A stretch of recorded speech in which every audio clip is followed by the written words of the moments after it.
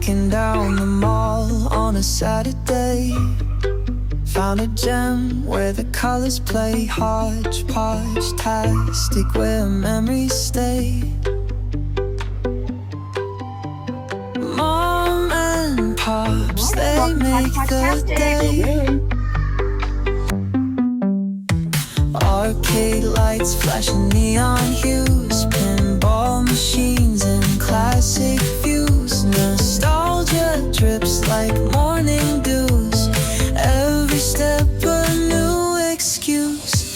Funko Pops and rows.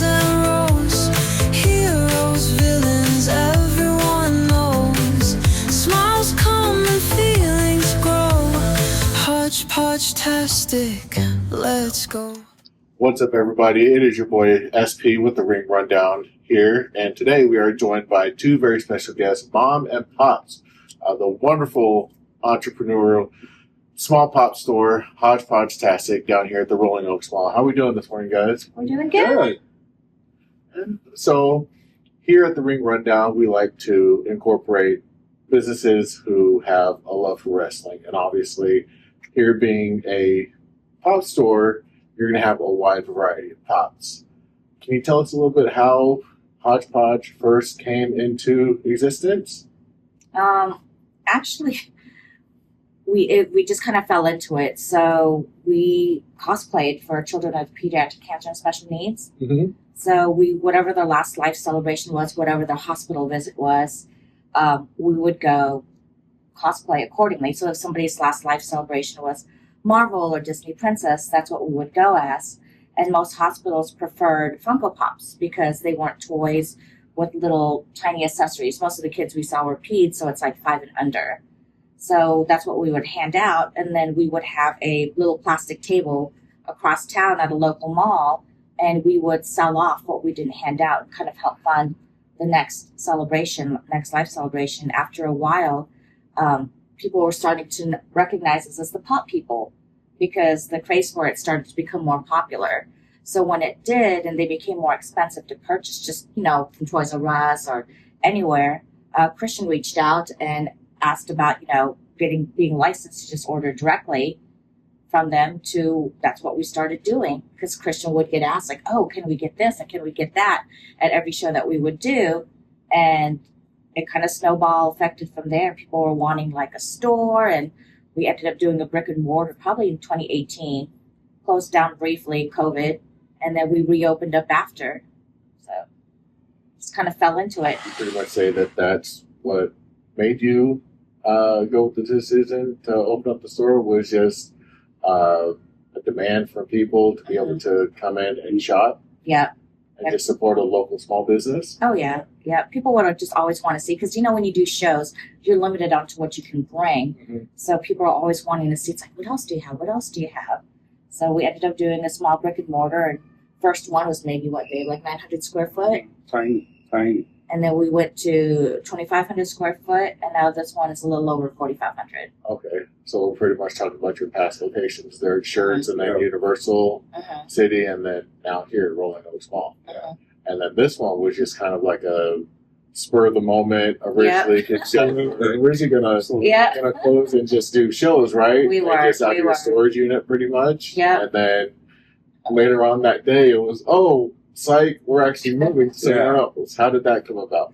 Literally after I posted on our page, not like 10 minutes after I posted, saying that we would just be closing our doors, we're going back, to online and on shows, that my phone was going off the hook, with phone calls and texts. I was like, oh my gosh, are you guys okay? Is everybody okay? Is your daughter okay? And I was just like, no, just like the lease is up.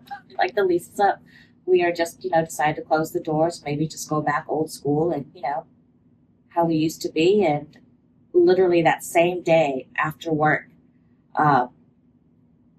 we have friends that have businesses here in Rolling Oaks Mall, and they were showing us different, places for rent.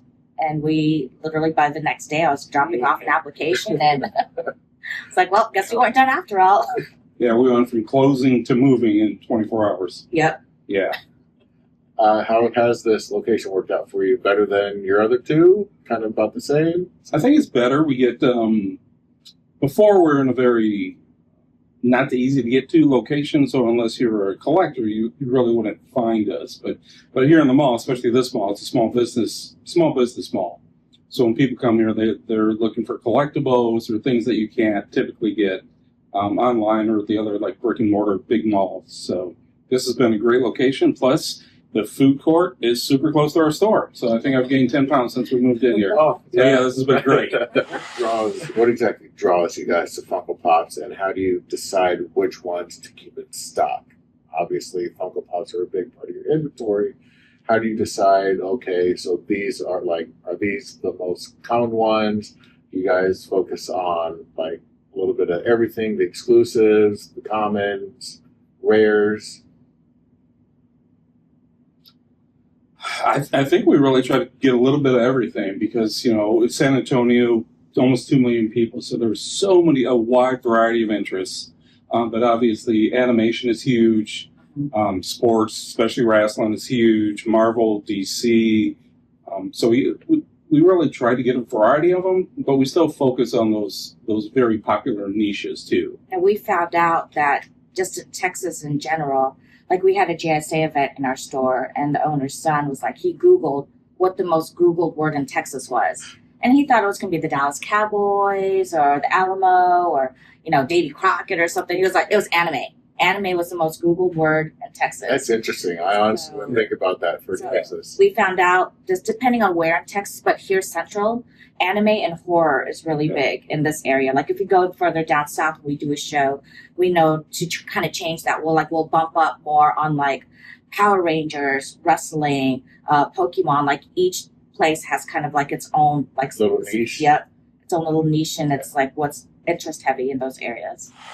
Well, now, obviously, you have a wide variety. Do you have anything that would be like the most rarest or most unique in the store today, or one that you may have seen that's come across your guys' eyes since you have been running your stores? I would say probably our most rare pop. It's actually a set of 4, but it's a 2012 SDCC like Ugly Doll set of 4. So it's all chases, but the count piece on that's only 48. So we have the full set at $7,500. There's a couple of the pops that are worth over like $2,000 alone, just singly. That's pretty crazy. Now, were those that you did trades on, or did you purchase those outright yourself from SDCC? Actually, that lot came from like another reseller out in our area. At the time, he was kind of getting out of the pop game. So we purchased, it was a large lump sum of his collection from him. We purchased a majority of his pops from him, and that's how we acquired those. Okay. That's nice. Let's see what we got here. Now, how do you balance offering collectibles from your hardcore fans to your more casual or common collector? I think a lot of that is just driven on the popularity of the pop itself.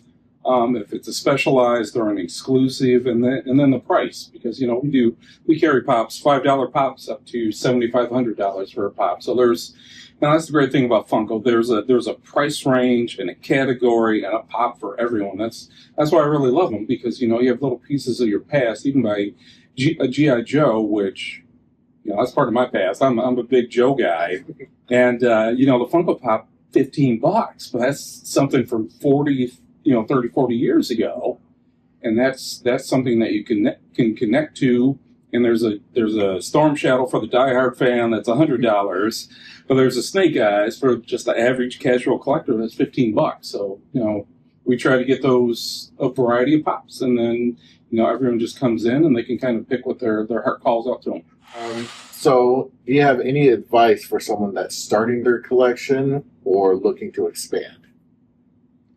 I would say if they're starting, I always say have your first pop mean something. Like for us, if I know that it's their first pop, that's the advice that I give them. And we normally gift them their first pop as well when they come in, if we know that that's their first one. So something, whether it's nostalgia, like Christian said, like he's a big Joe fan, like so he has, G.I. Joes, like for yourself, if it's wrestling, and that's how we started ourselves, was just nostalgia, so mine was like She-Ra, Strawberry Shortcake, or ones that, we wanted to cosplay as, and we would have that, we would kind of like use that pop to emulate, how to build our costumes. So it's just something that means something, not something that's like, oh, I think this is going to be expensive in 10 years. So not only running the store, but you guys are also collectors as well. Oh, absolutely. yeah, we've been personally collecting since 11. So we pay mortgage on ours. So we have a 10 by 30 like climate controlled storage unit that just has like our personal collection in it. So when people are like, oh my gosh, my wife's gonna get so mad, I'm just like, tell them at least you're not like our pop collecting bad. Yeah, and that's key. I mean, when you come in and get your first pop, like for us, like Sarah said, we'd always we'd use a pop to build our cosplay. So when we were doing our charity events, I'm a big Hawkeye guy too, because he didn't get bit by a spider. He's not a billionaire. He just practiced every day. So I love Hawkeye, along with my Joes. So I'd always cosplay Hawkeye. But then when we go to the hospital, we take Hawkeye pops to all the kids. So, that would be that connection between Hawkeye came to visit me in the hospital and he gave me a pop of himself. So when you're looking for a pop, especially your first one, go with stuff that means something to you. Right. I think my very first one was my Captain Spaulding. Oh, nice. I think I got him in 2014, and then I got the chance to actually meet him the following year, 2 years, whenever it was that Bastrop had their very first Cold Classic convention. So being out there, he was there. I'm like, I had to go get this sign because me, growing up, I've always loved clowns. In fact, one of my favorite music groups is Insane Clown Posse. Nice. So, and with them also being a big, real wrestling fans as well. Yeah. That fingers crossed, hopefully one day be able to interview them. But yeah, so having that first pop be something that means to you, and then also being able to get it signed by said person just makes it that much more better. Yeah. I that's one that I'm never getting rid of.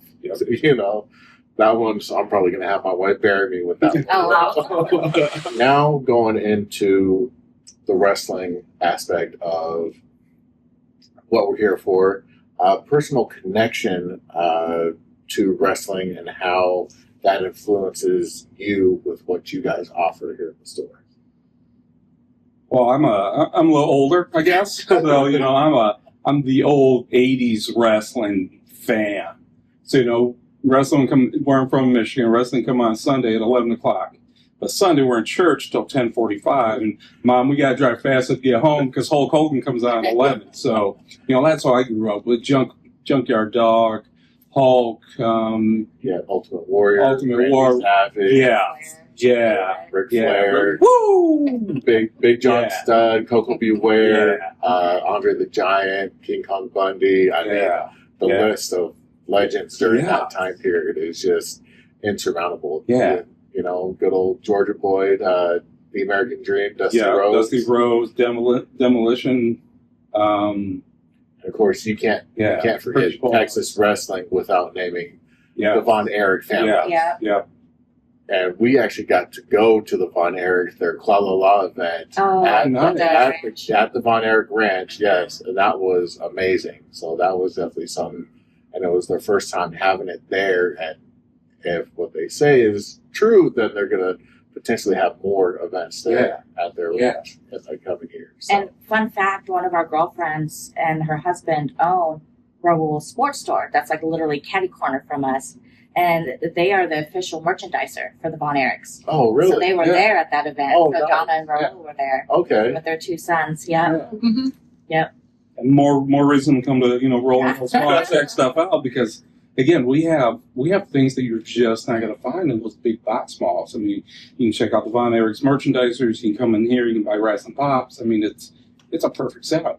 Yeah, they get wrestlers in there as well. I think Jimmy Hart was in there like just maybe a month ago. Yeah, what was it? They did something where what was that era where Stevie Ray, Buck Bagwell, was that there at Rose? Yeah. I think that was at Ingram. That was at Ingram for another event. I think I think you're right. San Antonio's big on wrestling. Yeah.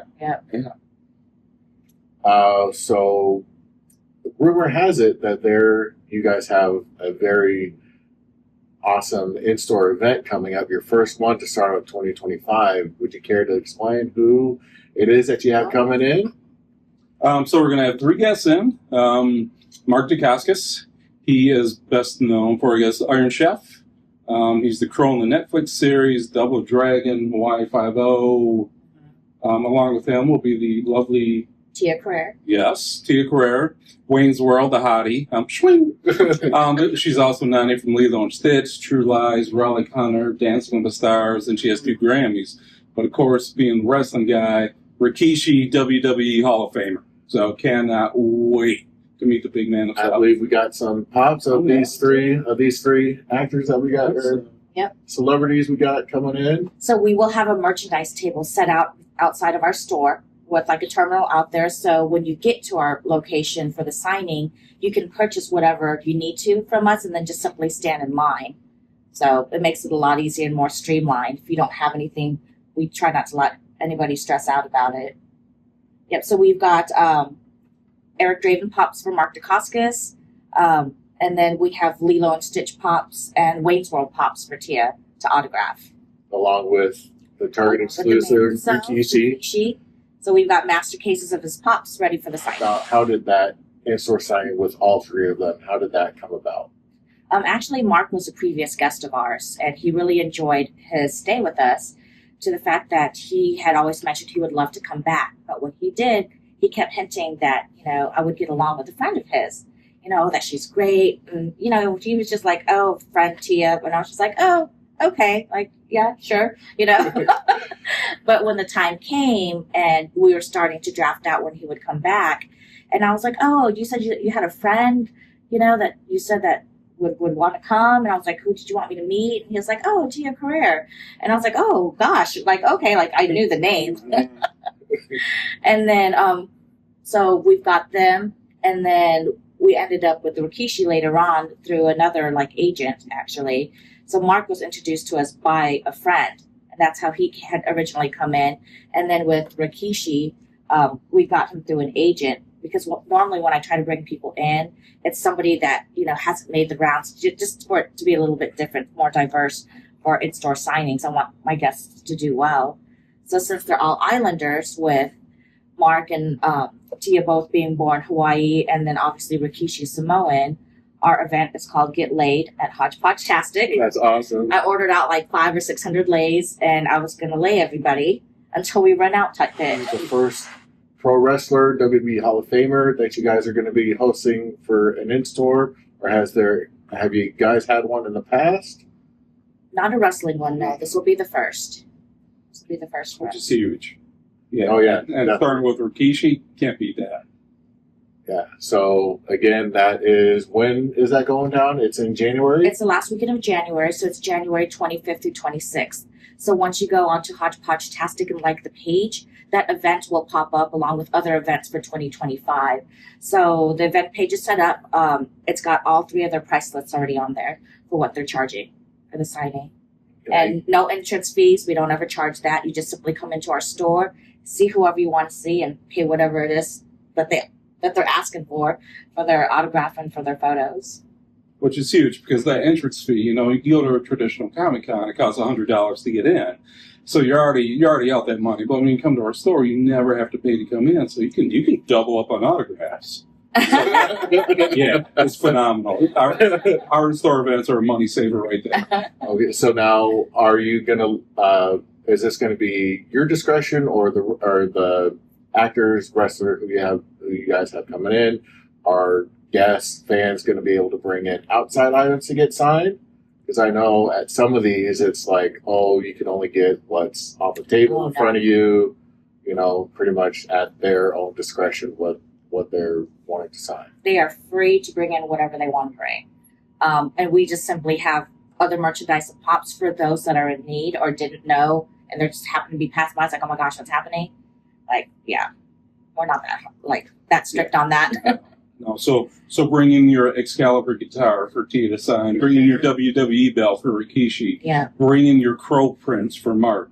Yeah, John Wick. Yeah. Since he was Zero in John Wick, there's a lot of John Wick fans out there that will bring their movies or the movie posters. Like you said, Iron Chef America. Oh, yeah. He was host of, and like I said, Double Dragon. Yep. the Crow. Only Yeah. the God, Strong. Yeah. Brotherhood of the Wolves is a popular one. So Iron Chef, you want to bring in a frying pan, Mark? Absolutely. Now, I think there's supposed to be Yeah. like some Iron Chef line that people were telling me. I was like, oh, I didn't know they had their own line of cookware and stuff. So I was like, oh. Yeah, I think a lot of people don't realize, because I enjoyed the Double Dragon movie when it came out in the early 90s. You know, I know it's not up to par what it should have been based off the game, but it was fun. It was campy. You know, it was what we all thought, you know, the future was going to possibly look like. You know, because that's pretty much what the basis of Double Dragon was, wasn't it? Yep. In the near future. Yeah. So Mark actually he just got nominated in the Black Belt Hall of Fame. So if you're a karate guy or a jiu-jitsu guy, bring in your gi, bring in your belt. Yeah. Mark will sign it for you. So there's absolutely no limit on what you can get autographed. Yeah, he said his family toured with the Lee family. Oh, wow. Because their family, they were international martial artists. So when they did stuff, they toured together. And that's kind of like how he fell in, he said, to the Eric Draven role. You know, when Brandon Lee passed away, that I think a year or two later, they reached out to him to kind of reprise that role. That was nice. I don't know if I've seen those ones, but I'm sure they're just as good. They are. Yeah, as they're phenomenal. Yeah. So, since Rikishi's going to be here, is there going to be a line set up to get a stink face from Rikishi? We may have to work on that. I think we could probably make that happen. Yeah. Do you have any future plans to host more wrestlers in the future? Or is he just going to kind of be like a tester to kind of see how it goes? Because there's a store up in Austin that called Bat City Toys. He's also a big G.I. Joe guy as well, too. And he hosted Sergeant Slaughter. Oh. And his was actually really cool. And for $100, you got 2 pictures with him, regular photo, and he put you in the Cobra Clutch. And then you got a collectible coin that actually says Sergeant Slaughter's Cobra Clutch Club. Oh, nice. Yeah, so That's neat. now I don't know. You like said, you're being a GI Joe guy. Sergeant Slaughter being a former Marine, Hall of Famer. Do you think maybe you could see something in there hosting him out here?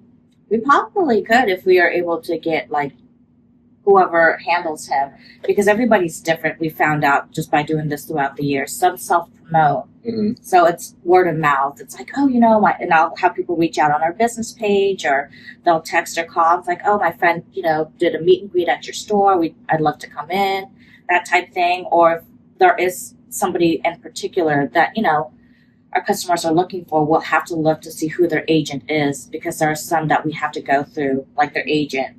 Like for the ones in March, we have to go through their agent for that. Or Mark and Tia, it was like, we just texted each other. You know, Rikishi was through the agent. So it's like... Yeah, it was great. Everybody's different. We were driving to Memphis to see her family, and then next thing I know, she's on the phone talking to Tia Carrere, and I'm like, my child is on the phone with my wife. It was phenomenal.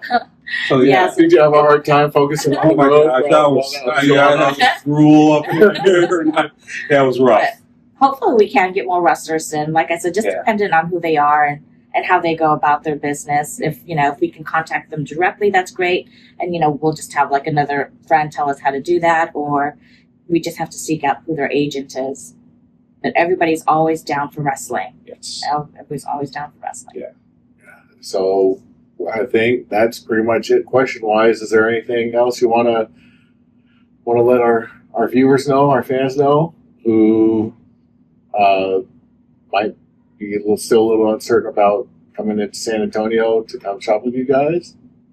Well, I know we've got another signing in March. That's Disney for us, because we kind of try to spread all the genres around. So we've got John Morris, who's Andy from Toy Story, coming in. Also Santa Boy from Nightmare Before Christmas, along with Mary Gibbs, who is known for being Boo from Monsters, Inc., and Riley from Inside Out. Also in the works is something in April for us. We've not yet locked it down, but they did let us know that it is a 35th anniversary for whatever this is, and that if we work together, that we will be their only stop in their tour in San Antonio. One thing real quick before I just remember this one, for the in-store coming up, are you guys going to be having any sort of promotions or deals, store exclusives, anything like that going on? Aside from the Lei'ds that you had ordered? No, I mean, because we do a merch table, because when people come, they're literally either, a majority will bring their own things, whether it's a figure or belt, like Christian said, or DVD movie cover. And we just simply have a merch table out there for somebody that's needing stuff. Because when they come in during those weekends, it's not necessarily like people are trying to shop at the same time. Like, they're there in line to see, like Rikishi or Tia or Mark. So we normally don't have anything extra, because those weekends are geared towards our guests. Like, we prefer for their guarantees to be met and people's monies to be going to them. Yeah, we really focus on our customers those weekends, especially when we have 3 free. They're huge. They're huge celebrities coming in. So for us, our effort is just focused on making sure our customers have a great time and our guests have a great time. So yeah, that's what we really look forward to. All right. Well, again, thank you, Mom, Pops. Mm-hmm. This is SP here with Hodgepodgetastic. Come down, support a great family-owned store, and as we like to say, wrestling's for everybody here in the Texas community. So come on out, and that's January 25th and 26th, Yes. the in-store signing. Mm-hmm. And that's also another big weekend, because you got TNA Wrestling Thursday, Friday. Actually, the wrestling shop, that's also here in the store. They're also having an event that same day. Yeah. And then Saturday night here in San Antonio as well, you have WWE Saturday night's main event. So the month of January, especially that last weekend, that last full weekend, there's definitely lots of wrestling to get your hands on, everybody. Yes, So dream of people coming in for that event. Yeah. So again, thank you, Mom, Pops, for sitting down with us. This is SP for the Ring Rundown, and we'll see you next time.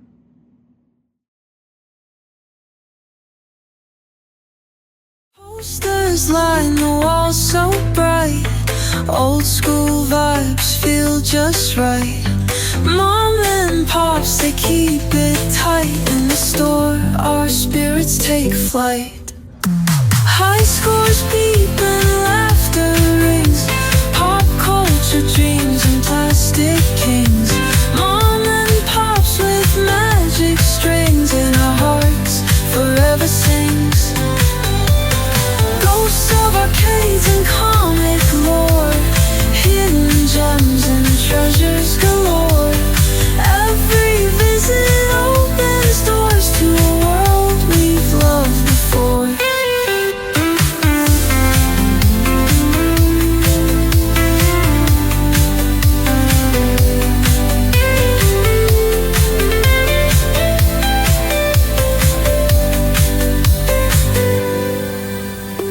Funko Pops in rows and rows. Heroes, villains, everywhere.